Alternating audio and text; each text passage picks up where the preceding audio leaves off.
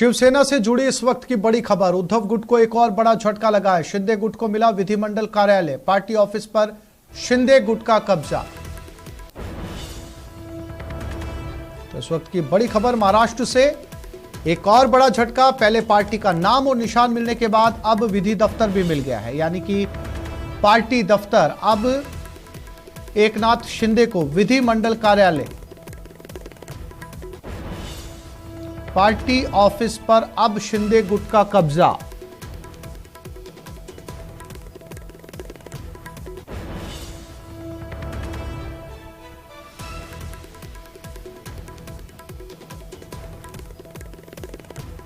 उद्धव ठाकरे गुट ने महाराष्ट्र के मुख्यमंत्री एकनाथ शिंदे के नेतृत्व वाले गुट को पार्टी का नाम शिवसेना और चुनाव चिन्ह धनुष और तीर आवंटित करने के चुनाव आयोग के कदम को चुनौती देते हुए सुप्रीम कोर्ट के समक्ष याचिका दाखिल की है। उद्धव गुट के वकील अभिषेक मनु सिंघवी ने चुनाव आयोग के आदेश के खिलाफ अर्जी पर सुप्रीम कोर्ट से जल्द सुनवाई की मांग की। इस पर शीर्ष अदालत ने तत्काल सुनवाई से इनकार करते हुए उन्हें इस मैटर का जिक्र कल करने को कहा।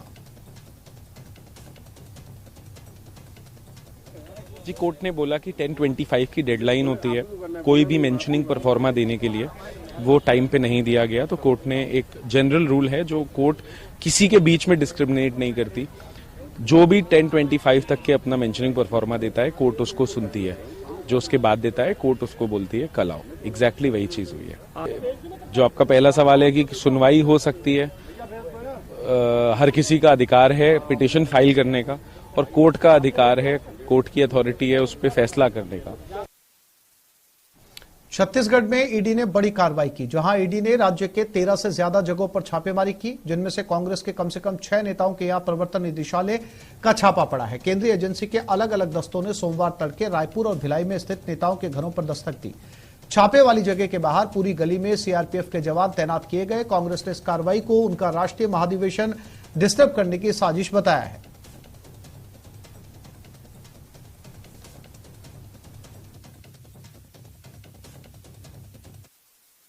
कांग्रेस के 85वें अधिवेशन जो छत्तीसगढ़ में हो रहा है, उससे भारतीय जनता पार्टी घबराई हुई है। कांग्रेस के अधिवेशन को डिस्टर्ब करने के लिए, जैसा कि आशंका थी, भारतीय जनता पार्टी ने ईडी को आगे कर दिया है। भारतीय जनता पार्टी जब भी राजनीतिक मुकाबला नहीं कर पाती है तो ईडी, सीबीआई जैसी केंद्रीय संस्थाओं का दुरुपयोग करती है। छत्तीसगढ़ में कांग्रेस के अधिवेशन की देश दुनिया पर निगाहें टिकी हुई हैं। कांग्रेस के अधिवेशन से भारतीय जनता पार्टी की साख पूरी तरीके से समाप्त होने का भय सता रहा है। इसीलिए भारतीय जनता पार्टी कांग्रेस के नेताओं के यहाँ छापे मरवा के कांग्रेस के अधिवेशन को डिस्टर्ब करना चाहती है। हम डरेंगे नहीं, हम झुकेंगे नहीं। हमारा यह अधिवेशन और ज्यादा शानदार तरीके से संपन्न होगा। हम भारतीय जनता पार्टी के इस आताताई चरित्र का डट कर मुकाबला करेंगे। नरेंद्र मोदी जब जब डरते हैं तब तब ईडी, सीबीआई को आगे करते हैं। राष्ट्रीय महाधिवेशन है, जबरदस्त सफलता मिलेगी। आप लोगों की तरफ से कोई सवाल हो तो एक एक करके।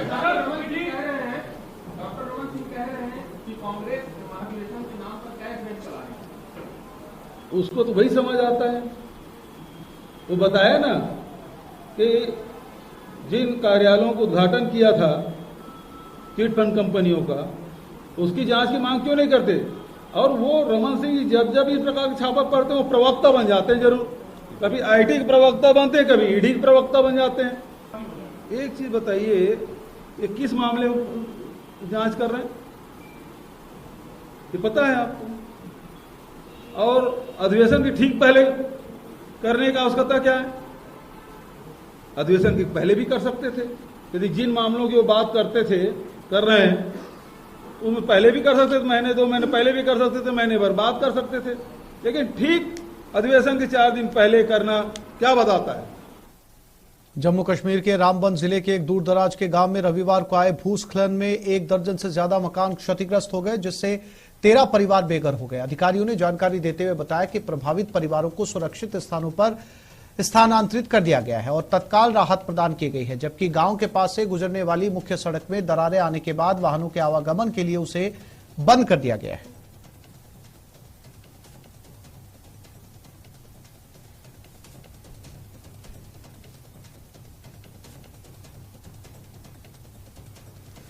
तो ये रामबन जम्मू कश्मीर की तस्वीरें हैं। जमीन के धंसने से कई परिवारों को शिफ्ट किया गया, सड़क मार्ग को बंद किया गया। 12 से ज्यादा घरों पर इसकी मार पड़ी है। ये तस्वीरें घरों में दरार आने के बाद परिवारों को शिफ्ट किया गया।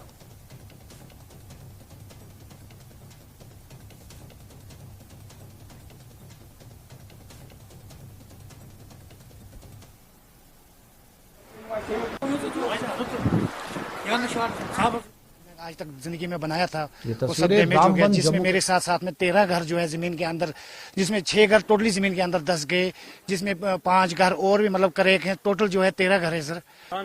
वैसे तो घर तो सर तो 6 घर तो जमीन दोज ही हो गए सर। उस पे खाली हम जो लोग ही थे वो बच गए हैं, बाकी ये पत्थर वगैरह जो मकान बनाए तो वो तो जमीन दोज हो गए।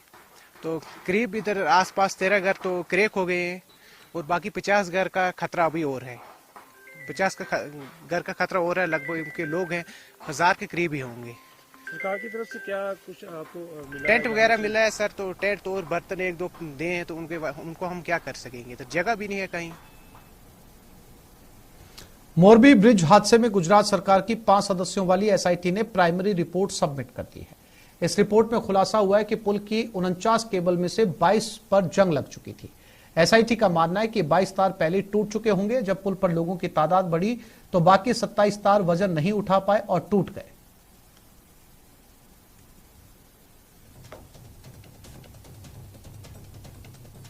तो मोरबी हादसे की पहली प्राइमरी रिपोर्ट सामने आ गई और अगर मोटे तौर पर इस रिपोर्ट का कंक्लूजन या निष्कर्ष देखा जाए तो उसमें साफ तौर पर पता चलता है कि जो जिन केबल से ये पुल बांधा गया था उनमें 49 केबल थी, 22 पर जंग लग चुकी थी जो कि माना जा रहा है कि पहले से टूटे हुए थे। और उसके बाद जब लोगों की तादाद अचानक से पुल के ऊपर बढ़ी तो बचे हुए तार भी टूट गए।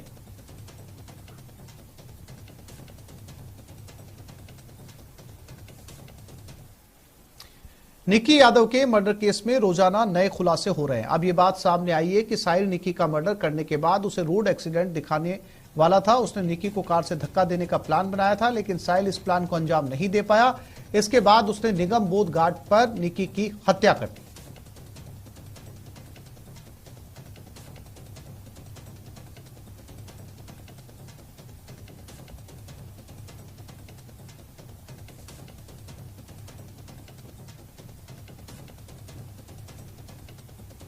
एआईएमआईएम के मुखिया और सांसद असदुद्दीन ओवैसी के दिल्ली आवास पर चौथी बार हमला हुआ है।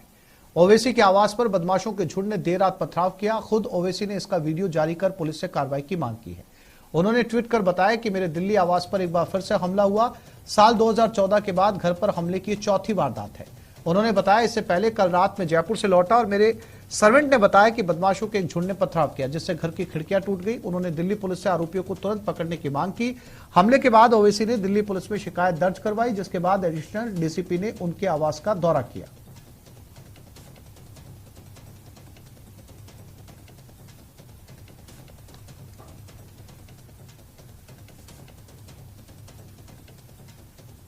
मर्तबा मेरे घर पर हमला हुआ है और आप देख रहे हैं कि 10 कदम के फासले पर दिल्ली पुलिस का हेडक्वार्टर है और ये बाजू ईसीआई है, हाई सिक्योरिटी जोन है, इतने कैमरास हैं। मगर कल 12:30 बजे डीसीपी साहब आए थे। हम उनको यही बोले कि आप देख लीजिए, अपने कैमरास में देख लीजिए, निकाल लीजिए उनको। ये हर बार हमसे होता है। पिछले बार पिछली गेट से हम स्पीकर साहब से इजाजत लेकर पिछली गेट का परमिशन खुलाए। एआईएम प्रमुख असदुद्दीन ओवैसी के घर पे देर रात ये बताया गया कि कुछ अज्ञात लोगों ने उनके अशोका रोड स्थित आवास पर हमला किया, पत्थर मारा। मैं अपने वीडियो जर्नलिस्ट प्रकाश से कहूंगा कि वो दिखाएं कि किस तरह उनके आवास पे पत्थरबाजी की गई। हालांकि राजस्थान दौरे पे थे ओवैसी और उनके आवास पर देर रात जब वो पहुंचे तो उनके आवास पर उनको जानकारी दी गई कि उनके आवास पर कुछ अज्ञात लोगों ने पत्थरबाजी की है, जिसमें तस्वीरों में आप देख रहे होंगे कि उनके खिड़की का जो शीशा है वो टूट गया है। हालांकि इसके बाद उन्होंने दिल्ली पुलिस से शिकायत की। दिल्ली पुलिस से शिकायत करने के बाद कहीं ना कहीं तुरंत जो अधिकारी हैं वो हरकत में आए। आप देख सकते हैं तस्वीरों में किस तरह उनका जो शीशा है वो टूटा हुआ है और इसी के बाद जो दिल्ली पुलिस के लोग हैं वो हरकत में आए हैं। कहीं ना कहीं जो जांच की प्रक्रिया है वो शुरू हो गई है। लेकिन सबसे महत्वपूर्ण बात, ये जो फिलहाल अशोका रोड है वो फिलहाल हाई सेंसिटिव जोन में है, काफी वीआईपी जोन में है। आप देख सकते हैं कि बगल में ही चुनाव आयोग है और इसके ठीक पीछे दिल्ली पुलिस का हेडक्वार्टर है, और इसके बावजूद भी कुछ अज्ञात लोगों ने यहां पर हमला किया। हालांकि ओवैसी की तरफ से ये ट्वीट करके जानकारी दी गई और ये कहा गया कि जब वो राजस्थान से अपने आवास दिल्ली आवास पर पहुंचे तो उन्हें जानकारी मिली कि अज्ञात लोगों ने उनके घर पर पत्थरबाजी की है। बहरहाल दिल्ली पुलिस ने इस पूरे मामले में मामला दर्ज कर लिया है, जांच में जुट गई है। लेकिन ओवैसी की तरफ से इस पूरे मामले में कहा गया है कि ये बड़ी और गंभीर विषय है, लिहाजा इस पूरे मामले पर जांच की जाए। दिल्ली पुलिस अब फिलहाल जांच को लेकर आगे बढ़ रही है। लेकिन जिस तरह हाई सेंसिटिव जोन में ओवैसी के आवास पर पत्थरबाजी की गई है और जिस तरह शीशे उनकी खिड़कियों के टूटे हैं, ऐसे में जांच के लिए दिल्ली पुलिस जुट गई है कि इसके पीछे कौन लोग हैं जिन्होंने देर रात यहां पर आकर पत्थरबाजी की। कैमरामैन प्रकाश के साथ सुशील पांडे, न्यूज़ 18 दिल्ली। सभा के बजट सत्र की शुरुआत हो गई और सत्र की शुरुआत से सदन हंगामेदार रहा। राज्यपाल आनंदीबेन पटेल ने अभिभाषण में सरकार की उपलब्धियां गिनाई। इस दौरान समाजवादी पार्टी के सदस्यों ने तख्ती लेकर सदन में नारेबाजी की। बता दें, उत्तर प्रदेश की योगी सरकार का वित्तीय वर्ष 2023-24 का बजट 22 फरवरी को सदन में पेश होगा। योगी आदित्यनाथ सरकार आय व्यय को 22 फरवरी को विधानमंडल के दोनों सदनों में पेश करेगी।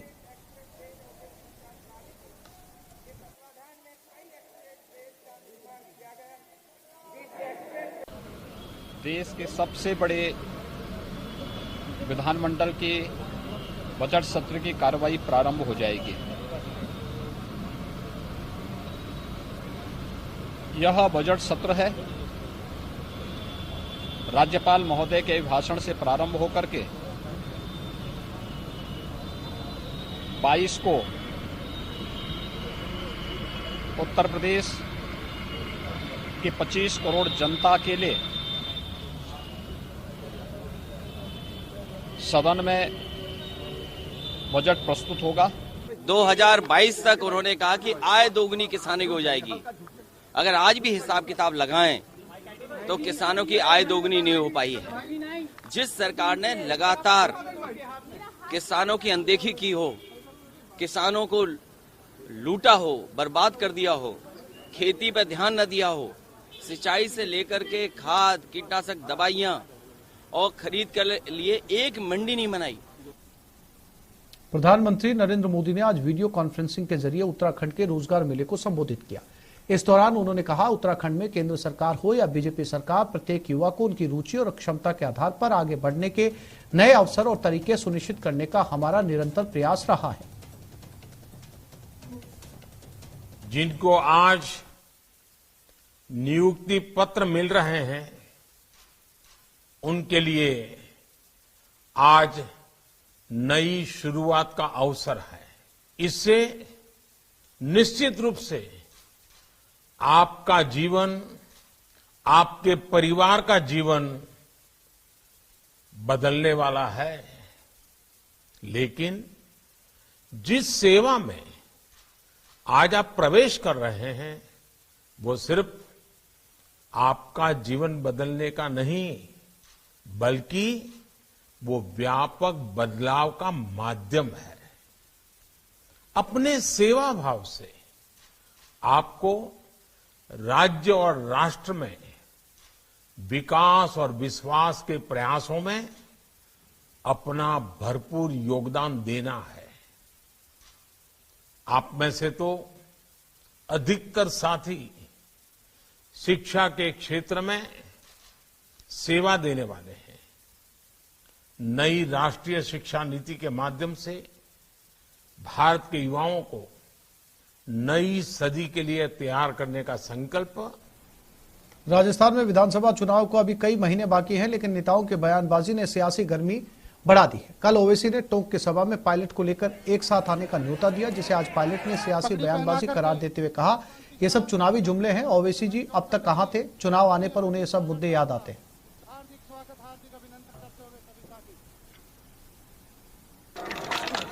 हम तो पायलट साहब से भी कहना चाह रहे हैं, पायलट साहब, मुझे लगता है कि आपका ख्वाब पूरा नहीं होगा।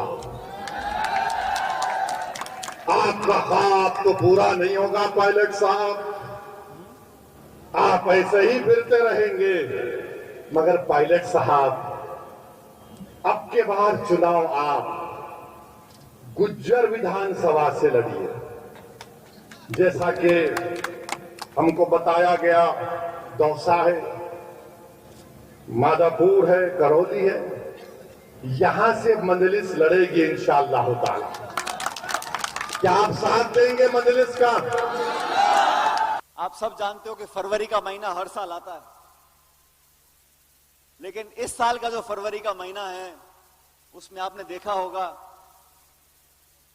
कि प्रधानमंत्री नरेंद्र मोदी जी दौसा जा रहे हैं, हमारे असद ओवैसी जी टोंक जा रहे हैं। मैं समझ गया कि चुनावी साल है, तभी मोदी जी दौसा जा रहे हैं, असद ओवैसी टोंक जा रहे हैं।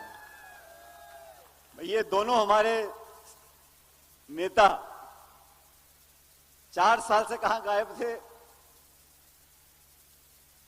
सड़कों का उद्घाटन करने के लिए जब चुनाव आए हैं तो आप बड़े बड़े भाषण देने आ रहे हो, चुनाव आए हैं तो आप मजहब की बात करते हो, धर्म की बात करते हो, लेकिन चुनाव से पहले भी आप नहीं थे।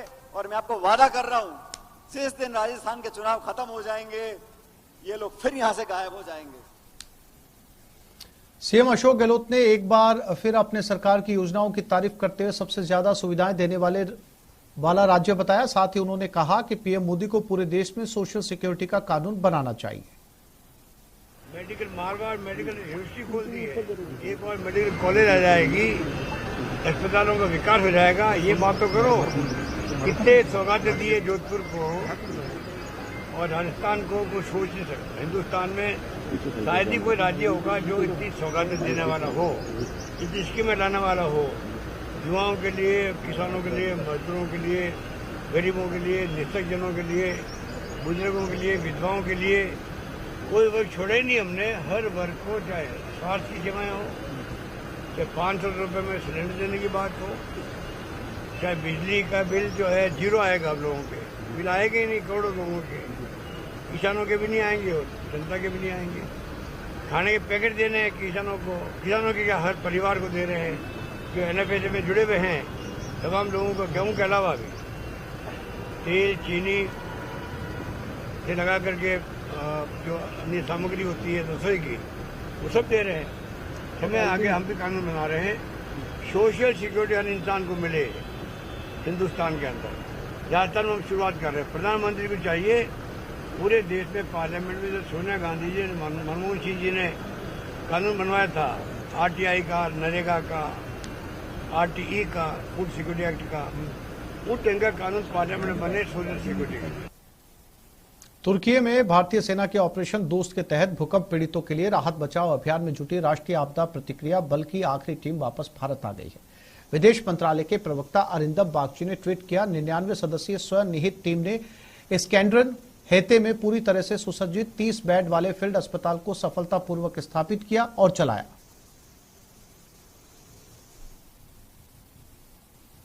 और अभी हम लोग ऑपरेशन दोस्त कंप्लीट करके टर्की से रिटर्न हुए हैं जस्ट। एंड हमें मोबिलाइज करने के लिए बताया था, हमने विद इन 12 to 10 आवर्स के अंदर हम लोग ने सारा सामान रेडी करके we were ready to take off from Agra air force station.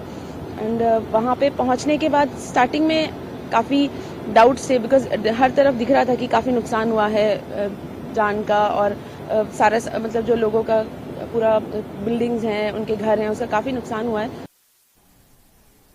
पड़ोसी मुल्क पाकिस्तान में तख्ता पलट की तैयारी चल रही है। इमरान खान के बाद शहबाज शरीफ पीएम बने और अब शहबाज शरीफ की विदाई की साजिश शुरू हो गई है। इस बार विरोधी पार्टी का कोई नेता नहीं है, पाकिस्तान की आर्मी भी नहीं है।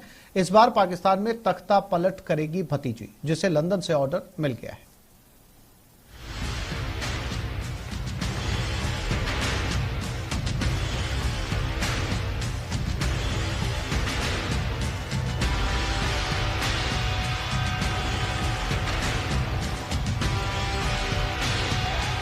जनता की फरियाद संसद की दीवारों से टकराकर दम तोड़ रही है।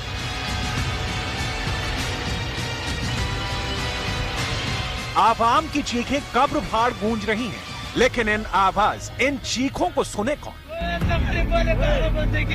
तो गला दबा देते हैं, हम खुद मर जाते हैं। अगर आप लोग को ये करना है तो मैं ये भी करके दिखाने के लिए तैयार हूँ। तो बेगारत है ये हुकूमत वाले। तो कहता हूँ कि जो बम पाकिस्तान ने बनाया है एटम बम, वो हम पे एक दफा गिराए दे ताकि मतलब हमारा ये सफाया हो जाए। रोटी का टुकड़ा और रोजगार के लिए तड़पते देश को सियासतदान तख्ता पलट का तोहफा बांट रहे हैं। इलेक्शन आने वाला है, डट के मुकाबला करेंगे और इंशाअल्लाह ताला इनको उठा के बाहर फेंकेंगे। सही पकड़े, पाकिस्तान को अपने बूटों तले रौंदने वाली आर्मी नहीं, विरोध के अलंबरदार बने इमरान खान नियाजी भी नहीं, लंदन से भाई को चरण पादुका पहना पीएम बनने वाले नवाज शरीफ भी नहीं। पाकिस्तान में इस बार तख्ता पलट होगा और वो करेंगी शहबाज शरीफ की भतीजी। नाम है मरियम नवाज। लोग मुझे मुबारक देते हैं, कहते हैं मुबारक हो, आपको मुस्लिम लीग नून की चीफ ऑर्गेनाइजर का ओहदा मिल गया। मेरी मुबारक नहीं है, ये अल्लाह ताला के शुक्र के बाद इन कारकुनों की मुबारक है। आपको मुबारक हो। पाकिस्तान अपने सबसे बुरे दौर से गुजर रहा है। अर्थव्यवस्था की लंका लगी हुई है, आतंकवाद से पूरा देश जल उठा है, भर पेट खाने के लाले पड़ गए हैं, हालात बदलने की कहीं कोई सूरत नजर नहीं आती। और मरियम नवाज कहती हैं कि जनता के ऊपर टैक्स का जो बम प्रधानमंत्री शहबाज शरीफ ने गिराया है, उससे वो इत्तेफाक नहीं रखती। ये उनका फैसला नहीं है। विपक्ष पूछ रहा है, फिर किसका है? सरकार किसकी है? और अब खबर डूंगरपुर जिले से, जहां आंतरी गांव के पास मोरन नदी में एक युवक का शव मिला। शव मिलने से पूरे इलाके में सनसनी फैल गई। युवक के सिर और चेहरे पर चोट के गहरे निशान हैं। अनुमान लगाया जा रहा है कि युवक की हत्या की गई है। पुलिस ने शव को कब्जे में लेकर कार्रवाई शुरू कर दी। युवक की उम्र 24 साल है और शुभम पंचाल के रूप में इसकी पहचान की गई है। गांव वालों से मिली जानकारी के अनुसार बीती रात करीब 8 बजे तक शुभम गांव में ही घूम रहा था। हालांकि रात करीब 9:30 बजे बाद शुभम का फोन भी बंद हो गया। इसके बाद परिवार वाले उसकी खोजबीन में जुट गए। आज सुबह मोरन नदी की तरफ गए कुछ लोगों ने उसका शव देखा तो सभी अवाक रह गए। इसके बाद शुभम के परिवार वालों को सूचना दी गई। लोगों की सूचना पर पहुंची पुलिस ने शव को कब्जे में लेकर पोस्टमार्टम के लिए मोर्चरी में रखवा दिया है।